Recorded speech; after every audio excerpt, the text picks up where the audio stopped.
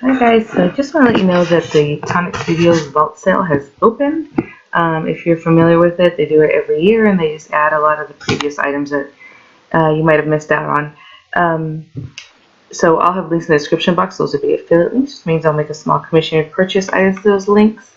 I do want to point out that they are having a little bit different shipping schedule right now with the holidays. So just so you see that the U.S. will start shipping on 7th of January, and I believe in the UK it'll be 4th of January. So just to be aware of that.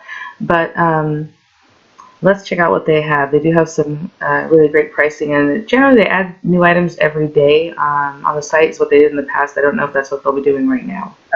Okay, so some of the items have already sold out, you guys, unfortunately, because I believe they add things every day. But either way, you have all these different things here. The other ones that were there have sold out. There's lots of different designs. Okay, guys, sorry about that. My page is taking a while to load, but there are those things there, the designer's choice, going into some of the stamp clubs, the previous stamp clubs, and so on. And there are a couple of pages that you can check out here.